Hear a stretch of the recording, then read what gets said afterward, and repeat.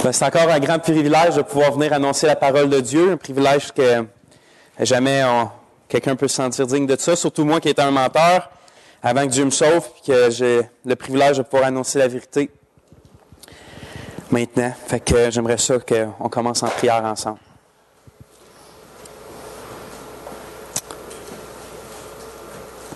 Père Saint, qu'est-ce qu'on pourrait te demander ce matin? C'est sûr, Seigneur, qu'on désire que tu sois glorifié au milieu de nous, qu'on soit dirigé par toi, pas seulement moi dans l'annonce de ta parole, mais nous tous, Seigneur, dans l'écoute de ta parole. Accorde-nous du discernement pour qu'on puisse prendre la vérité, la mettre en pratique, puis rejeter ce qui est faux, dans nos faux raisonnements qu'on a déjà ou qu'on a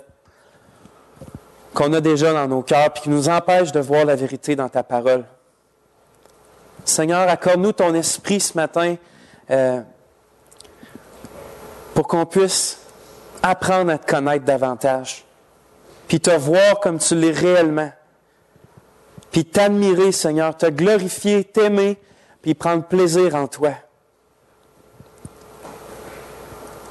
On proclame, Seigneur, qu'on est totalement dépendant de toi.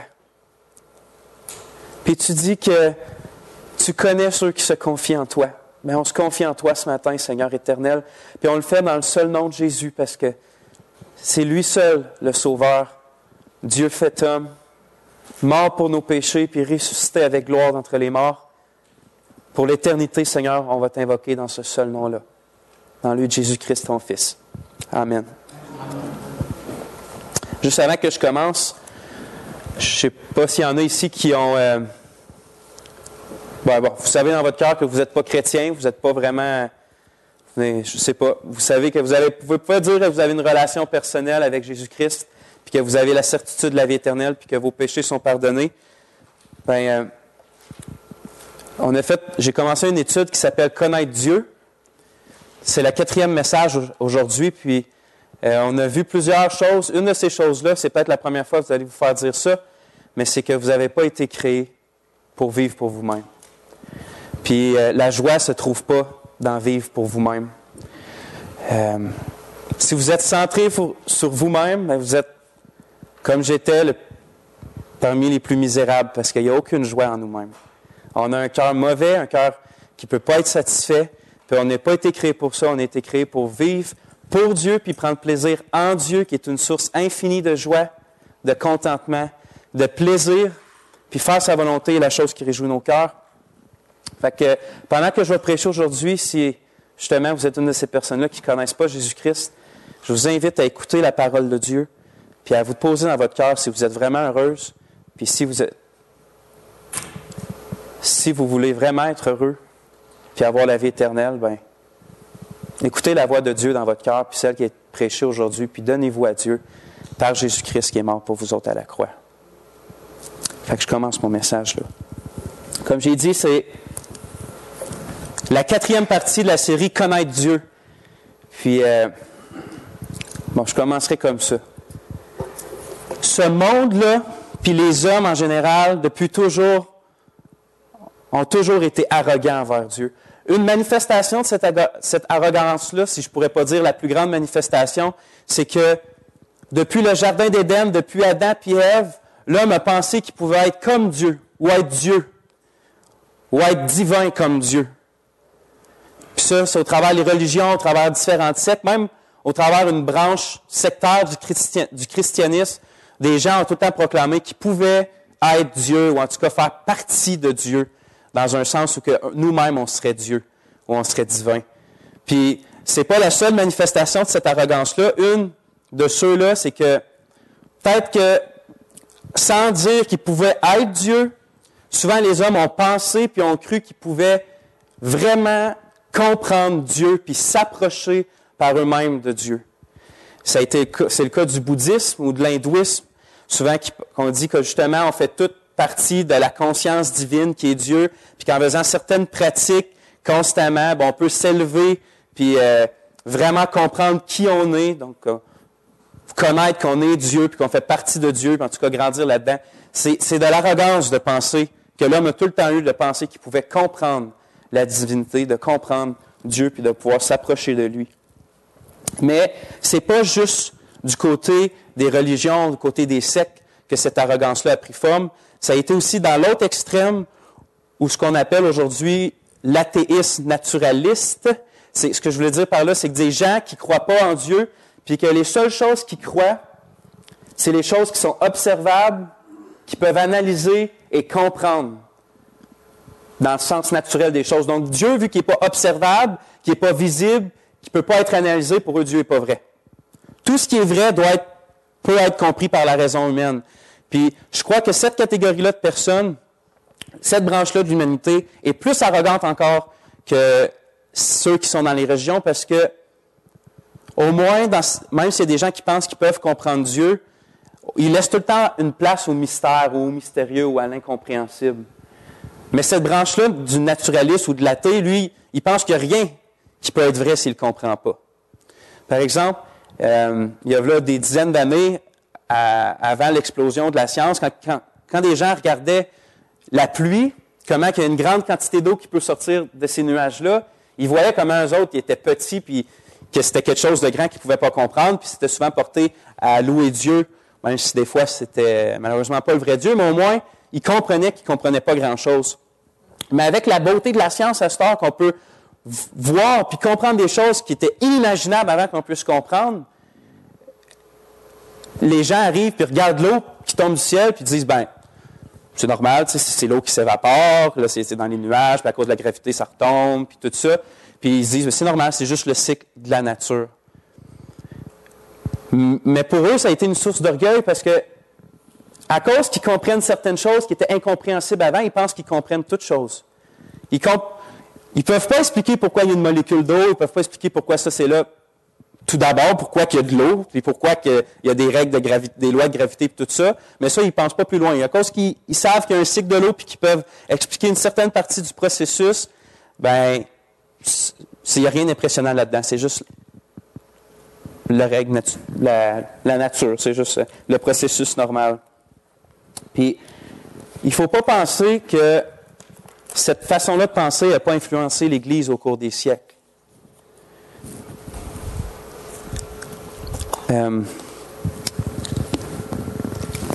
Je bois souvent de l'eau, j'ai la grippe.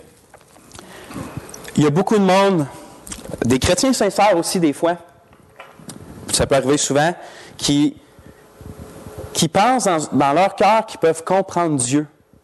Puis s'il y a quelque chose qu'ils ne peuvent pas comprendre de Dieu, de ses voies ou de la façon qu'il agit ou quelque chose qui arrive dans la vie puis qu'ils ne peuvent pas comprendre, soit c'est pas vrai, ou soit Dieu n'est pas vraiment comme qu'il dit qu'il est, par rapport à la souffrance, exemple, ou des choses comme ça. À cause qu'ils ne peuvent pas comprendre, ils pensent que c'est soit pas vrai, ou en tout cas, il y a quelque chose de pas vrai là-dedans.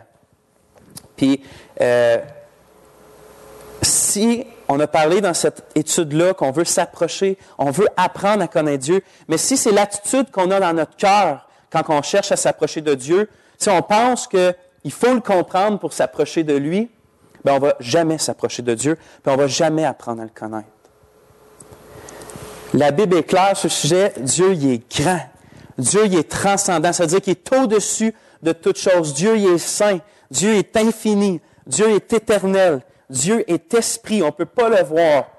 Puis nous, on est des êtres humains de poussière qui sont finis. On est finis, on est limités. C'est pas normal que quelque chose de fini pourrait pas comprendre quelque chose d'infini. Je veux dire, c'est juste raisonnable, c'est juste normal de dire qu'on ne pourrait pas comprendre Dieu. Mais en tout cas, c'est une longue introduction, tout ça pour dire que aujourd'hui, ce qu'on va voir, c'est que Dieu est incompréhensible. Puis on va voir, j'aimerais ça qu'on aille voir dans la vie de Job, comment que lui a fait face, ou quelle a été sa réaction quand que justement il est arrivé quelque chose dans sa vie qui était incompréhensible à sa raison, incompréhensible à ses yeux. Puis je pense que si on regarde la vie de Job, puis comment il a réagi, puis qu'est-ce qui s'est passé, on pourrait nous aussi apprendre des choses à comment faire face à ça, un Dieu incompréhensible, ou des conclusions qu'on pourrait tirer dans notre vie. Donc, je vous invite à tourner dans Job, chapitre 1 et 2. Tony, je ne te l'ai pas demandé avant, mais aimerais-tu ça lire Job 1 et 2 pour ménager ma voix? Oui, 1 et 2. Parce que on va lire 1 et 2 vraiment pour qu'on se mette en contexte dans le livre de Job, pour ceux peut-être qui ne le connaissent pas.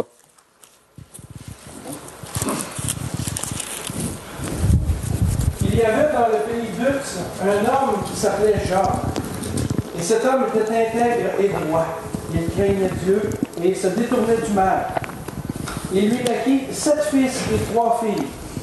Il possédait 7000 brebis, 3000 chameaux, 500 paires de bœufs, 500 ânesses et un très grand nombre de serviteurs. Et cet homme était le plus éminent de tous les fils de l'homme. Ses fils allaient les uns chez les autres et donnaient tour à tour un festin. Ils invitaient leurs 3 sœurs à manger et à boire avec eux. Et quand les jours de festin étaient passés, Job appelait et sanctifiait ses fils. Puis il se levait de bon matin et offrait pour chacun d'eux un holocauste. Car Job disait, peut-être mes fils ont-ils péché et ont-ils offensé Dieu dans leur cœur. C'est ainsi que Job avait coutume d'agir. Or, les fils de Dieu vinrent un jour se présenter devant l'Éternel, et Satan vint aussi au milieu d'eux. L'Éternel dit à Satan, « D'où viens-tu? » Et Satan répondit à l'Éternel, « De parcourir la terre et de m'y promener. » L'Éternel dit à Satan, « As-tu remarqué mon serviteur Job? Il n'y a personne comme lui sur la terre. C'est un homme intègre et droit, craignant Dieu, et se détournant du mal. » Satan répondit à l'Éternel, « Est-ce d'une manière désintéressée que Job craint Dieu? Ne l'as-tu pas protégé, lui, sa maison et tout ce qui est à lui? Tu as béni l'œuvre de ses mains, et ses troupeaux couvrent le pays. Mais étends ta main, touche à tout ce qui lui appartient, et je suis sûr qu'il te maudira en face. » L'Éternel dit à Satan, « Voici, tout ce qui lui appartient, je te le livre. Seulement, ne porte pas la main sur lui. » Et Satan se retira de devant la face de l'Éternel. Un jour que les fils et les filles de Job mangeaient et buvaient du vin dans la maison de leur frère aîné, il arriva auprès de Job un messager qui dit, « Les bœufs labouraient et les enfants baissaient à côté d'eux. Des sabliens se sont jetés dessus, les ont enlevés et ont passé les serviteurs au fil de l'été. Et je me suis échappé moi seul pour en apporter la nouvelle. » Il parlait encore, lorsqu'un autre vint et dit, « Le feu de Dieu est tombé du ciel, a embrasé les brebis et les serviteurs et les a consumés. Et je me suis échappé moi seul pour t'en apporter la nouvelle. » Il parlait encore, lorsqu'un autre vint et dit, « Des Chaldéens, formés en 3 bandes, se sont jetés sur les chameaux, les ont enlevés et ont passé les serviteurs au fil de l'épée. Et je me suis échappé moi seul pour t'en apporter la nouvelle. » Il parlait encore, lorsqu'un autre vint et dit, « Tes fils et tes filles mangeaient et buvaient du vin dans la maison de leur frère aîné. Et voici, un grand vent est venu de l'autre côté du désert et a frappé contre les 4 coins de la maison. Elle s'est écroulée sur les jeunes gens et ils sont morts. Et je me suis échappé moi seul pour t'en apporter la nouvelle. » Alors Job se leva, déchira son manteau et se rasa la tête. Puis, se jetant par terre, il se prosterna et dit, « Je suis sorti nu du sein de ma mère, et nu je retournerai dans le sein de la terre. L'Éternel a donné, et l'Éternel a ôté. Que le nom de l'Éternel soit béni. » En tout cela, Job ne pécha point et n'attribua rien d'injuste à Dieu. Or, les fils de Dieu vinrent un jour se présenter devant l'Éternel, et Satan vint aussi au milieu d'eux se présenter devant l'Éternel. L'Éternel dit à Satan, « D'où viens-tu? » Et Satan répondit à l'Éternel, « De parcourir la terre et de m'y promener. » L'Éternel dit à Satan, « Tu as remarqué mon serviteur, Job? Il n'y a personne comme lui sur la terre. C'est un homme intègre et droit, craignant Dieu et se détournant du mal. Il demeure ferme dans son intégrité, et tu m'excites à le perdre sans motif. » Et Satan répondit à l'Éternel, « Peau pour peau, tout ce que possède un homme, il te donne pour sa vie. Mais étends ta main, touche à ses os et à sa chair, et je suis sûr qu'il te maudit en face. » L'Éternel dit à Satan, « Voici, je te le livre. Seulement, épargne sa vie, et Satan se retira de devant la face de l'Éternel. Puis il frappa Job d'un ulcère malin, depuis la plante du pied jusqu'au sommet de la tête. Et Job prit un tesson pour se gratter et s'assit sur la cendre. Sa femme lui dit, « Tu demeures ferme dans ton intégrité, maudit Dieu et meurs. » Mais Job lui répondit, « Tu parles comme une femme insensée. Quoi? Nous recevons de Dieu le bien et nous ne recevrions pas aussi le mal? » En tout cela, Job ne pécha point par ses lèvres. 3 amis de Job, Eliphaz de Théman, Bildad de Chouac et Tsophar de Naaman, apprirent tous les malheurs qui lui étaient arrivés. Ils se concertèrent et partirent de chez eux pour aller le plaindre et le consoler. Ayant de loin porté les regards sur lui, ils ne le reconnurent pas, et ils élevèrent la voix et pleurèrent. Ils déchirèrent leurs manteaux, ils jetèrent de la poussière en l'air au-dessus de leur tête.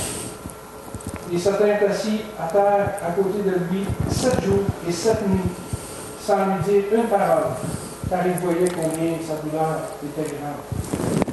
Que le Seigneur bénisse sa parole. Merci, Tony. OK, je voulais qu'on lise ça pour qu'on voie le décor du drame qui va tout se dérouler tout le long du livre. Parce qu'on va parler, mais je ne parlerai pas tout le livre, mais pour qu'on voie au moins qu'est-ce qui se trame.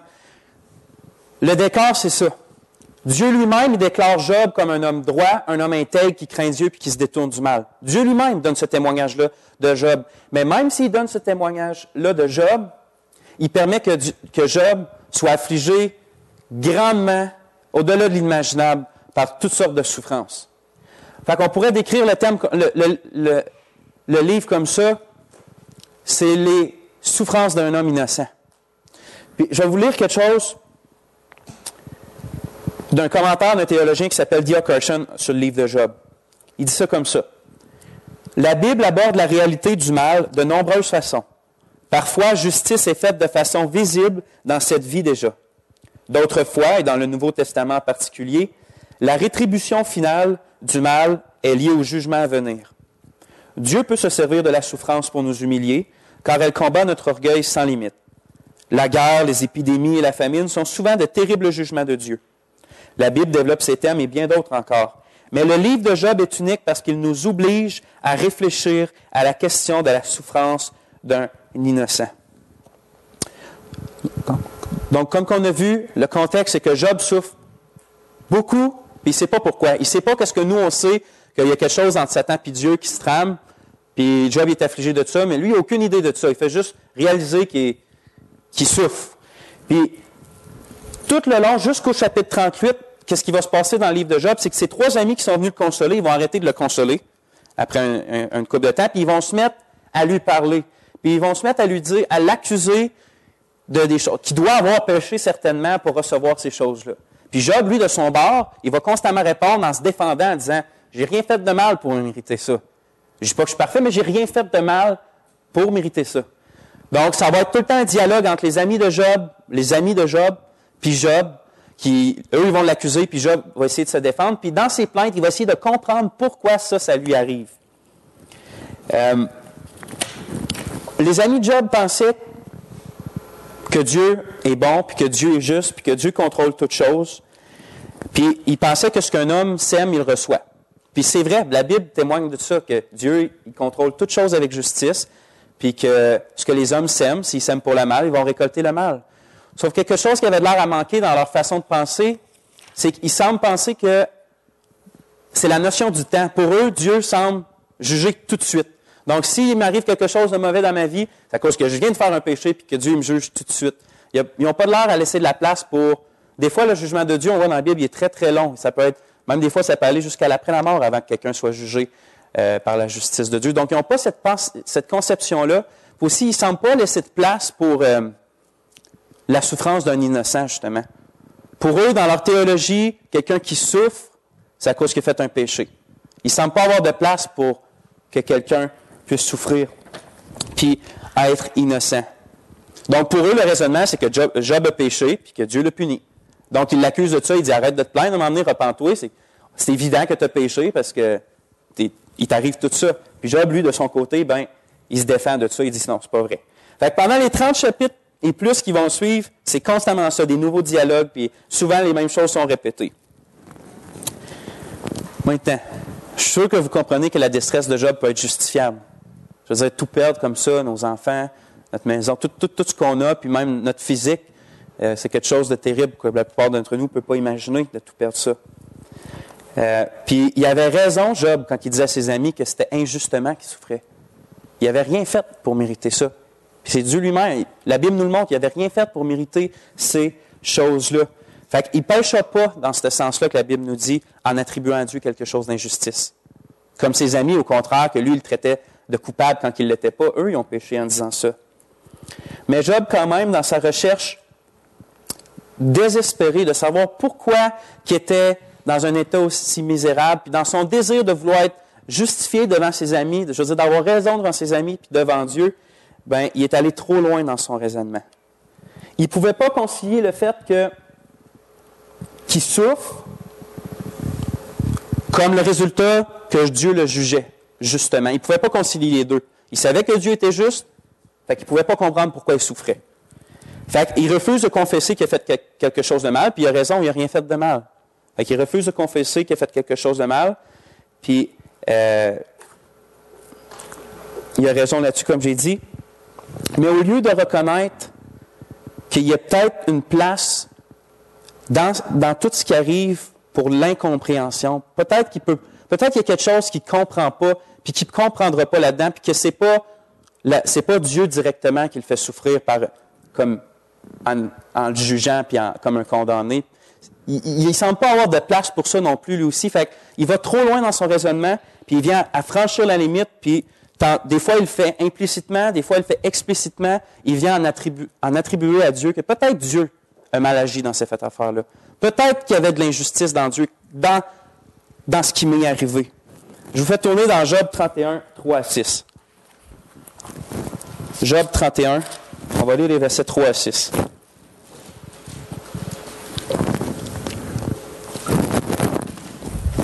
Je vais juste faire un survol rapide pour qu'on arrive à la fin de Job. Donc, on lit ensemble, chapitre 31, versets 3 à 6. C'est Job qui parle. C'est sa conclusion. Il dit, « La ruine n'est-elle pas pour les méchants et le malheur pour ceux qui commettent l'iniquité? Dieu n'a-t-il pas connu mes voies? N'a-t-il pas compté tous mes pas? Si je marchais dans le mensonge, si mon pied a couru vers la fraude, que Dieu me pèse dans des balances justes et il reconnaîtra mon intégrité. » Qu'est-ce qu'on voit là-dedans, je trouve, c'est que pour Job aussi, dans sa théologie, il ne semble pas avoir de place pour l'incompréhension, pour quelque chose qu'il ne peut pas comprendre. Il semble persuadé que les malheurs et les souffrances sont pour les méchants, sont réservés pour les méchants. Fait que quand lui, sachant qu'il n'a rien fait, commence à expérimenter la souffrance, il ne comprend plus rien. Il ne comprend plus rien pourquoi que lui souffre s'il n'a rien fait de mal. Puis son incapacité à vivre avec l'incompréhensible, puis son ardent désir, comme j'ai dit tantôt, d'être justifié, l'a poussé à attribuer à Dieu de l'injustice. Puis c'est tout le temps là que ça va nous mener, si on n'est pas capable de vivre avec l'incompréhensible dans nos vies. Si on ne comprend pas que des fois, on ne comprendra pas tout à propos de Dieu puis de ses voies, à propos de ce que Dieu révèle sur lui puis sur ce qu'il ne révèle pas non plus. On va en tirer comme Job des conclusions qui vont nous mener à atteindre ou à blasphémer contre la sainteté de Dieu puis sa justice parfaite. Dieu n'avait pas agi injustement dans l'affaire de Job parce que les malheurs que Job subissait, ce n'était pas à cause qu'il avait péché, ce n'était pas un jugement de Dieu contre ce qu'il avait fait. Ça avait une autre raison qui appartenait à Dieu seul, mais ce n'était pas à cause qu'il avait péché. Donc Dieu n'avait pas jugé Job comme un coupable. Puis, comme un coupable, mais qui était innocent. Ça avait une autre cause, comme j'ai dit. Mais l'histoire de Job finit pas là. L'histoire de Job, on va vous montrer comment elle finit. La Bible va vous le montrer. Job, il y avait constamment, si vous lisez le livre, il dit tout le temps des choses comme « J'aimerais ça que l'Éternel, je paraphrase, mais j'aimerais ça que l'Éternel soit là, puis que je puisse y parler, pour qu'il puisse m'expliquer. Qu'il m'amène devant son tribunal, puis qu'on parle, puis qu'on dise, qu'il m'explique pourquoi tout ça, ça m'arrive. » Puis Dieu a répondu à sa requête, puis à la fin du chapitre, il décide d'apparaître à Job. Pas comme Job le pensait, mais il décide d'apparaître à Job. Puis je fais tourner dans le chapitre 38. On va lire les versets 1 à 3.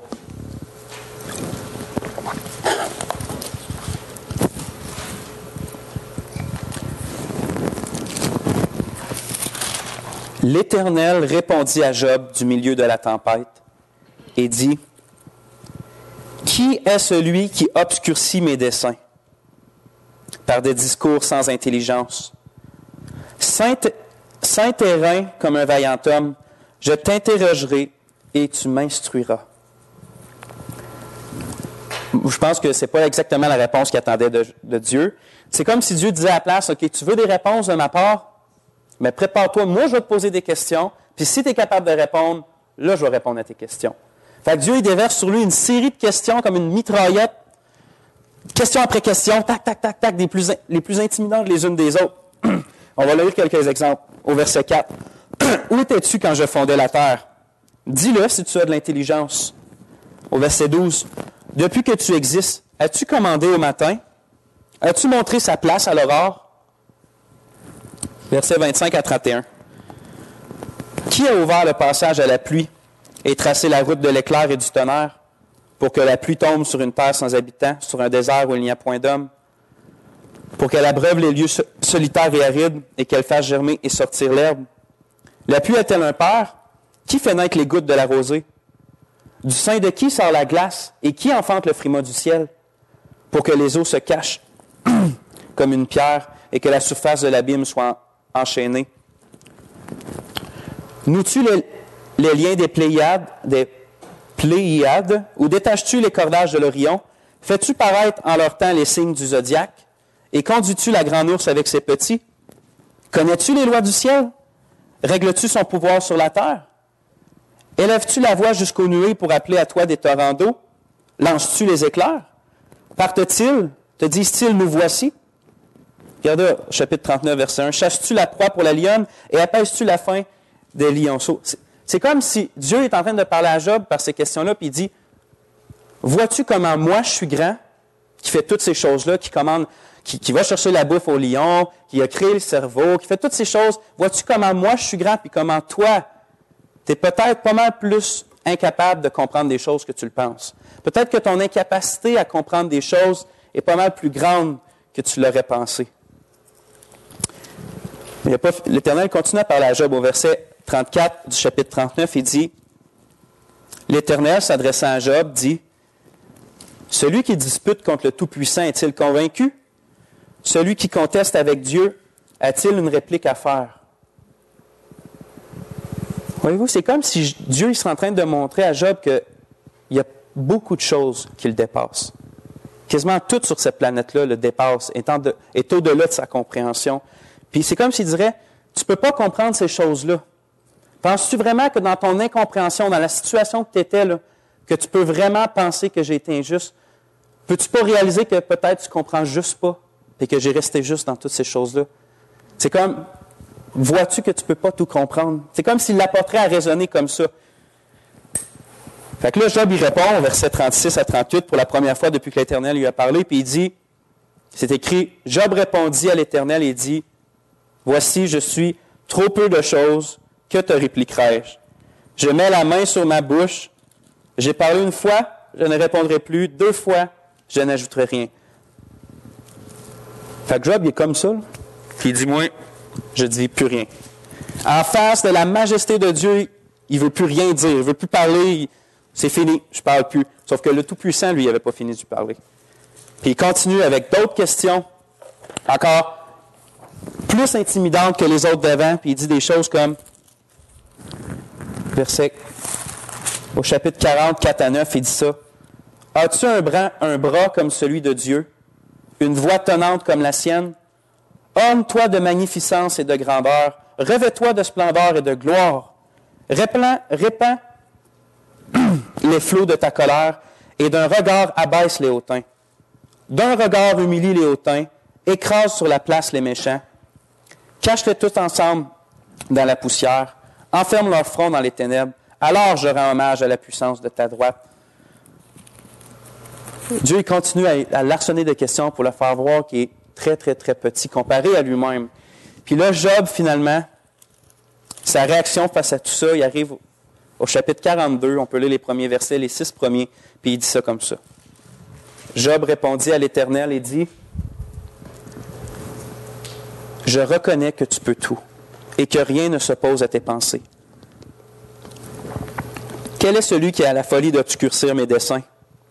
Oui, j'ai parlé sans les comprendre, de merveilles qui me dépassent et que je ne conçois pas. Écoute-moi et je parlerai, je t'interrogerai et tu m'instruiras. Mon oreille avait entendu parler de toi, mais maintenant mon œil t'a vu. C'est pourquoi je me condamne et je me repens sur la poussière et sur la cendre. » Devant la grandeur et la puissance de l'Éternel, Job comprend quelque chose. Il comprend qu'il ne comprend pas grand-chose. Il comprit qu'il avait tort quand, dans sa détresse, dans son incompréhension, il avait accusé Dieu d'avoir mal agi dans cette affaire-là. C'est pourquoi il dit « Je me condamne et je me repens sur la poussière et sur la cendre. » C'est ce que je crois que le Seigneur voulait montrer, puis voulait apprendre à Job. C'est pour ça qu'il lui est apparu dans la tempête. C'est comme s'il dirait « Pense pas pouvoir tout me comprendre, ni moi, ni mes voix. Pense pas ça, Job. » Il ne faut pas penser que Dieu accusait juste Job. On va voir plus loin que ses amis étaient complètement dans le champ, dans quasiment tout ce qu'ils ont dit. Mais Job a fini par faire quelque chose de mal, puis Dieu veut, dans sa grâce, le reprendre pour lui enseigner qu'on ne peut pas tout savoir sur Dieu puis sur ses voies. Mais à un moment donné, l'ami de Job, qui s'appelle Tsophar, avait dit quelque chose de bon. Puis s'il serait juste resté là, il aurait été dans la même lignée de Dieu pour apprendre quelque chose à Job, mais il était plus loin, puis il est arrivé à des fausses conclusions. Mais quand même, c'était bon ce qu'il avait dit, puis c'est pas obligé de tourner, je vais vous le lire. Au chapitre 11 et versets 7 à 9, il dit, en parlant à Job, « Prétends-tu sonder les pensées de Dieu, parvenir à la connaissance parfaite du Tout-Puissant? Elle est aussi haute que les cieux, que feras-tu? Plus profonde que le séjour des morts, que seras-tu? La mesure en est plus longue que la terre, elle est plus large que la mer. » En d'autres mots, Dieu est infiniment au-dessus de nous, infiniment plus grand que nous. Puis comment qu'on pourrait penser qu'on peut l'analyser comme si on le mettrait dans une boîte, l'analyser pour essayer de le comprendre, puis qu'on pourrait le comprendre parfaitement. Lui, puis ce qu'il fait. Nous, on est juste, je pense qu'il voulait montrer, c'est que nous, on est juste des hommes de poussière, on est juste des hommes finis, limités devant un Dieu infini. Puis Job a fini par comprendre ça en disant, « Oui, j'ai parlé sans les comprendre de merveilles qui me dépassent, que je ne conçois pas. » On vient de voir un homme qui est dans l'incompréhension face à la souffrance qui arrive dans sa vie. Ça, c'est un exemple parmi plein d'autres choses qui peuvent nous arriver d'incompréhensibles ou qu'on peut voir sur Dieu d'incompréhensible.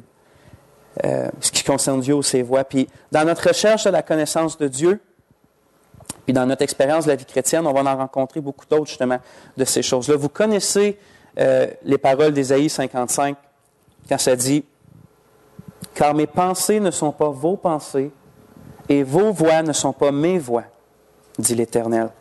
Autant les cieux sont élevés au-dessus de la terre, autant mes voix sont élevées au-dessus de vos voix, et mes pensées au-dessus de vos pensées. » Quand Dieu dit ça, que ses pensées et ses voix sont au-dessus de nous, c'est sûr qu'implicitement, il veut dire qu'elles sont incompréhensibles pour nous tellement qu'elles sont élevées.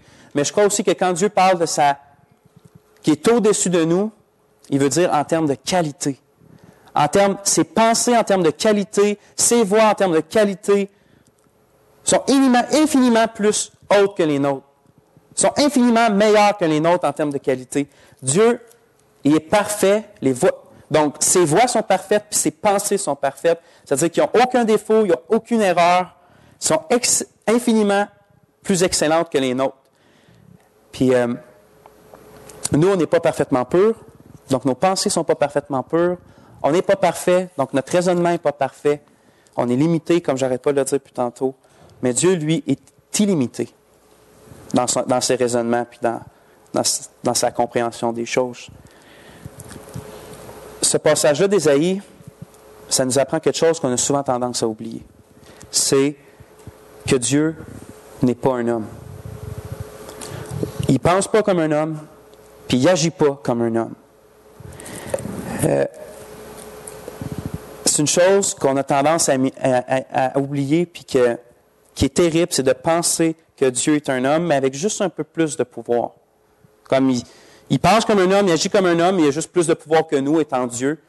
Fait quand on pense à Dieu, quand on pense à ses voies, quand on pense à ce qu'il fait, ben on raisonne comme si lui aussi avait un raisonnement humain comme le nôtre. Mais c'est pas ça du tout. C'est quelque chose qu'on fait qui déplaît à Dieu. Dans le psaume 50, c'est écrit « Voilà ce que tu as fait, et je me suis tu. Tu t'es imaginé que je te ressemblais, mais je vais te reprendre et tout mettre sous tes yeux. »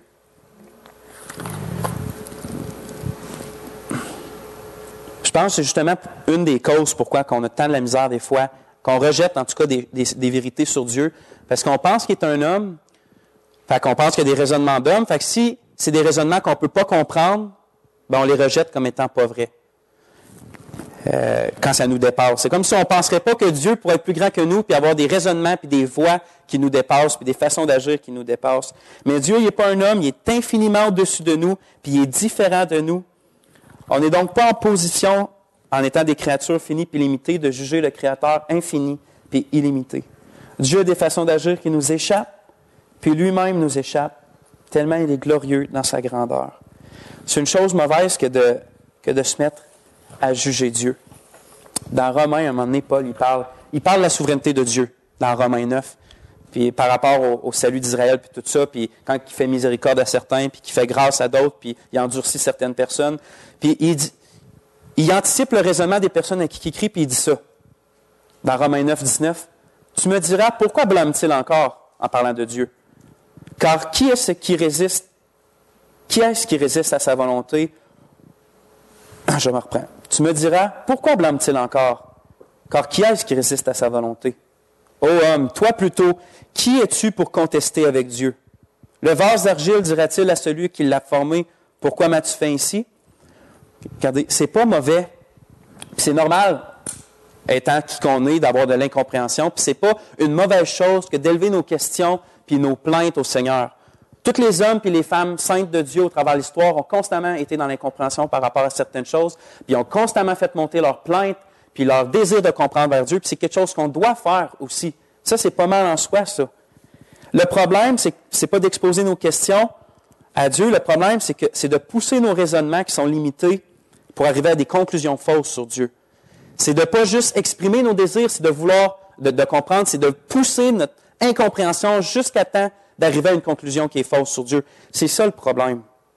Puis le danger de ça, c'est de s'improviser juge sur Dieu, puis de le mettre sur un banc, puis de le pointer du doigt en disant « Tu dois me répondre » ou « T'es comme ça à cause que je comprends pas »,« Tu dois être comme ça à cause que je comprends pas », au lieu de juste prendre ce que Dieu révèle sur lui-même, puis de tolérer qu'il y a des choses qu'on ne comprendra pas sur la personne de Dieu, étant un Dieu infini, puis sur les voies que Dieu emprunte des fois. Donc, c'est un danger que de juger le Saint Créateur devant lequel nous sommes tous comme une goutte d'eau qui tombe d'un seau, que la Bible dit. Il ne faut pas faire comme Job puis franchir la limite dans ce sens-là. Oui, on expose nos plaintes. Oui, on expose notre incompréhension, mais on ne franchit pas la limite en l'accusant quoi que ce soit, par exemple. Puis pour finir, il y a un dernier... pour finir dans une quinzaine de minutes, il y a un dernier passage que j'aimerais qu'on regarde. Deutéronome 29, 29.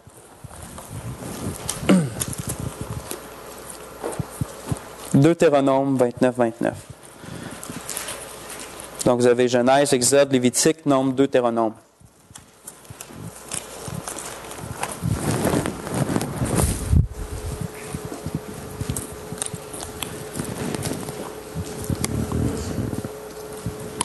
« 29, 29.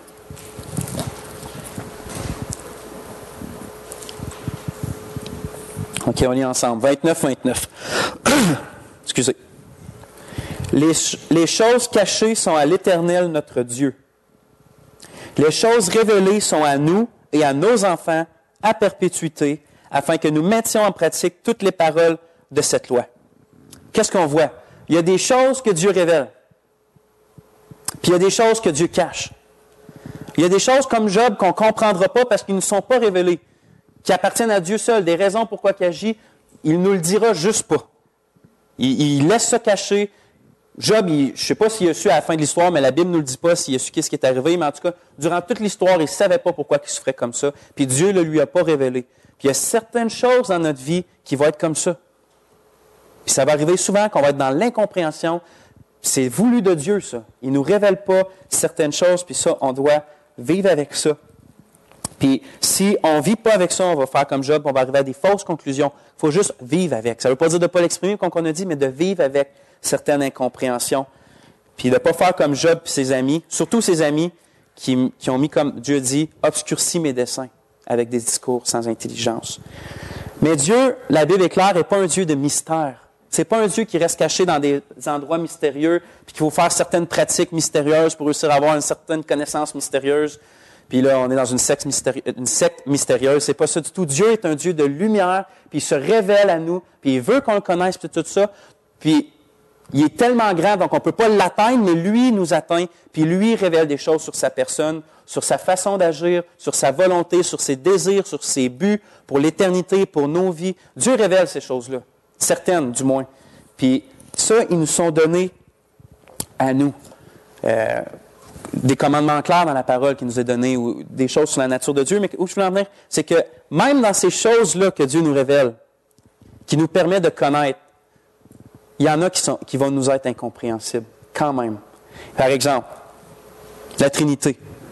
La Bible est claire sur une vérité, c'est qu'il y a un seul Dieu, seul. Il y a un seul vrai Dieu, toutes les autres, c'est des fabrications humaines ou sataniques. Il n'y a pas d'autre Dieu que le seul vrai Dieu, le Créateur. Un seul vrai Dieu. Sauf en même temps, la Bible proclame une autre vérité aussi forte, c'est que ce Dieu-là est en trois personnes. Trois personnes distinctes, mais un seul Dieu. Donc, le Père est Dieu, le Fils est Dieu, puis le Saint-Esprit est Dieu.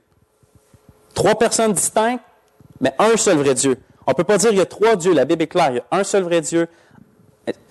C'est incompréhensible, ça, mais la Bible est claire là-dessus. Puis la Bible ne nous demande pas, on ne croit pas parce qu'on comprend. On croit parce que c'est la vérité. On croit parce que c'est ce que la Bible dit. La Bible étant la vérité.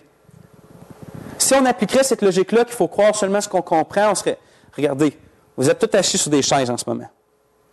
Peut-être vous pensez que vous comprenez comment c'est fait une chaise, sûrement comment c'est fabriqué, mais si je vous dis, est-ce que vous comprenez vraiment pourquoi il y a des molécules qui s'assemblent, qui fait que c'est quand même solide, puis que tu peux t'asseoir là-dessus, puis que tu ne passes pas au travers. Ça, vous ne comprenez pas ça. Puis il n'y a personne qui comprend ça. Il peut vous l'expliquer comment ça fait, mais il ne comprend pas comment ça, c'est comme ça. Mais je suis sûr que quand vous vous assisez, vous ne doutez pas une seconde que la chaise n'est pas réelle, puis que vous allez tomber à terre. Même si vous ne comprenez pas comment la chaise est faite. Donc, si il faudrait appliquer cette logique-là partout, ça ne marcherait pas, on ne pourrait pas vivre, on serait constamment en train de dire c'est-tu la réalité ou pas, ou tout ça. Donc, la Bible, les vérités que Dieu nous révèle, il y en a qu'on peut comprendre, mais il y en a qu'il faut que croire, parce que c'est la vérité, pas parce qu'on comprend. C'est le cas de la Trinité, c'est le cas de la souveraineté de Dieu. La Bible est claire, notre Dieu est un Dieu souverain, c'est-à-dire qu'il contrôle toutes choses. Les molécules, il est même souverain par-dessus le mal. Il n'y a rien qui arrive de mal ou de bon qui ne permet pas ou qui ne fait pas. Dieu est souverain, il contrôle toutes choses, puis on veut de ce Dieu-là souverain qui peut nous sauver parfaitement. Mais en même temps, la Bible proclame haut et fort qu'on est responsable pour nos choix. Donc, si on rejette Dieu, quand on va arriver devant Dieu, ça va être de notre faute. Pas de sa faute, même s'il contrôle toutes choses, c'est de notre faute. Comment on fait pour concilier le fait qu'on est libre, mais qu'en même temps, Dieu il est souverain? C'est impossible, puis des gens ont arrivé à des fausses conclusions en essayant d'expliquer ça. Mais la Bible est claire sur les deux. Encore une fois, ça ne nous est pas donné de croire parce qu'on comprend. Ça nous est donné de croire parce que c'est la vérité. Dans le fond, je veux en venir avec ça, c'est je veux nous apporter à la foi. Je veux qu'on parle de la confiance par rapport à un Dieu incompréhensible. On voit par là que Dieu nous donne des choses à comprendre, puis d'autres non. Puis qu'est-ce que Dieu demande de nous? C'est la confiance, c'est la foi en lui. Puis on ne pourrait pas dire combien c'est important ça, la foi en lui. Par exemple, dans l'Évangile, il y a plein de choses qu'on peut comprendre. Il faut croire l'Évangile pour être sauvé. Il faut avoir la foi dans l'Évangile pour être sauvé. Il y a plein de choses qu'on peut comprendre. On peut comprendre qu'on est pécheur devant Dieu. On peut comprendre qu'on a péché devant lui, puis que sa sainteté puis sa justice exigent qu'il nous détruise. Puis qu'on va payer pour nos péchés, puis qu'un jour on va arriver devant lui. Puis on va devoir faire face au juge de tout l'univers. Ça, on peut comprendre. On peut comprendre que Christ a dû mourir sur la croix en prenant la colère qu'on méritait de Dieu. Puis qui est mort, puis qui est ressuscité d'entre les morts pour nous donner la vie éternelle. On peut comprendre dans une mesure cette chose-là. Puis on doit les croire pour être sauvés. Mais il y a d'autres choses dans l'Évangile qu'on ne peut pas comprendre, comme l'incarnation du Fils de Dieu. Ce que je veux dire par là, c'est que Dieu le Fils, un Dieu infini, un Dieu au-dessus de toute chose, un Dieu éternel qui n'a pas de commencement ni de fin, est devenu un homme. Un homme fini, un homme qui a commencé, un homme limité, un homme qui avait soif, un homme qui avait faim, un homme qui dormait. Comment qu'un Dieu aussi grand, aussi infini, peut être en même temps un homme fini? Il y a des gens qui pensent que la souveraineté de Dieu, c'est la chose la plus incompréhensible, mais moi, je trouve que pas. L'incarnation du Fils de Dieu, c'est quelque chose d'incompréhensible. Mais en même temps, il faut croire ça. Si on croit pas, si on croit juste ce qui est comprenable dans l'Évangile, mais qu'on ne croit pas que Jésus est le Fils de Dieu fait homme, on ne sera pas sauvé. Donc, on doit croire ce qui est incompréhensible, puis on doit croire ce qui est compréhensible. L'importance de la foi est reliée à notre salut, mais dans notre marche chrétienne aussi. Paul Washer, un missionnaire, a dit ça à un moment donné. Il a dit, je traduis, c'est en anglais, mais les vérités de Dieu, ses attributs, ses voies, puis ses plans, quand elles sont reçues avec foi, donnent naissance à la joie qui produit ou énergise l'obéissance. En gros, il dit que quand les vérités de Dieu nous est données, qu'on comprend ou qu'on ne comprend pas, quand on les reçoit par la foi, ça produit en nous la joie qui, à son tour, nous aide à être obéissants. Parce que on veut pas d'une obéissance sans joie avec Dieu. Dieu désire qu'on soit obéissant avec joie. Donc, l'importance de la foi dans ce que Dieu révèle sur lui-même. Puis même, je vais aller jusqu'à dire que pour nous aider à soutenir nos moments d'incompréhension, en face des choses de Dieu ou de sa nature, ce qui va nous aider, c'est d'avoir une vraie foi dans ce que Dieu nous a révélé sur lui, sur les choses qu'on comprend. Exemple, quelqu'un, comment on dit ça? Stumble block. Comment on dit ça en français? Une pierre d'achoppement. La souveraineté de Dieu et la responsabilité. Il ne peut pas comprendre comment qu'un Dieu juste peut, ou l'élection, c'est un meilleur exemple. Comment Dieu peut élire des personnes pour aller au paradis, puis pas être injuste là-dedans. C'est quelque chose qui les fait tomber constamment, puis qui vont dire, mais Dieu est injuste de faire ça comme ça. La seule façon d'arriver à une bonne conclusion avec ça, c'est que Dieu il se révèle comme un Dieu juste, et c'est facile à comprendre ça. Il n'y a aucun mal en Dieu. Il ne peut pas faire le mal. Il est pur, il est saint, il ne peut pas être tenté par le mal, puis il ne peut pas faire le mal. Dieu est juste et saint, c'est facile à comprendre ça. On croit ça de tout notre cœur. Puis quand on arrive à des choses qu'on ne peut pas comprendre, ces vérités-là qu'on croit ne changent pas. Donc on est capable de vivre avec les choses qu'on ne comprend pas en croyant les choses qu'on comprend de Dieu. Donc les vérités qu'on ne comprend pas, on les prend par la foi aussi, mais ce qui va nous aider à les prendre, c'est la foi en les choses qu'on comprend. Je vais finir avec une chose. Job, la façon que ça s'est fini, Dieu n'a pas répondu à sa question sur l'incompréhension. Il est resté dans l'incompréhension. Il ne savait pas. Sauf qu'il y a une chose qui est arrivée à Job, c'est qu'il n'en posait plus de questions. Il était satisfait. Pourquoi? Parce qu'il y a eu une révélation de Dieu. Dieu s'est manifesté à lui dans toute sa grandeur, dans toute sa majesté. Fait qu'il était satisfait. Plus besoin. Je vois comment Dieu est grand. OK, il y a des choses que je ne comprends pas, c'est tout. Mais wow, Dieu est grand. Puis dans notre marche pour connaître Dieu, c'est ce qui va nous arriver si on le cherche avec humilité. Si on le cherche Dieu avec humilité, il va se faire connaître à nous dans toute sa majesté, dans toute sa grandeur, à un tel point que notre cœur va être satisfait, puis que l'incompréhension pour nous va être plus une pierre d'achoppement dans nos vies en face de Dieu, dans notre recherche de sa personne. Il faut, comme Job, rechercher des choses, puis dire comme lui, j'avais entendu parler de toi, Seigneur, mais maintenant je t'ai vu. Il faut chercher Dieu humblement jusqu'à ce point-là où que Dieu se révèle à nous dans sa grâce, qu'on le connaisse assez que, OK, Dieu est grand, c'est correct, et la compréhension, c'est même normal, mais je vais le louer quand même. Notre Dieu est incompréhensible, puis tant mieux, parce que si je pourrais tout comprendre de Dieu, ça prouverait qu'il serait petit. Notre Dieu est grand, est incompréhensible, mais ça ne veut pas dire qu'on ne peut pas le connaître, puis qu'on ne peut pas se réjouir en lui. Il nous a donné son Fils Jésus pour qu'on soit réconcilié avec lui, puis on va avoir une éternité pour comprendre. Pas comprendre, mais admirer l'incompréhensibilité de notre Dieu, ou de l'incompréhensible. On va prier.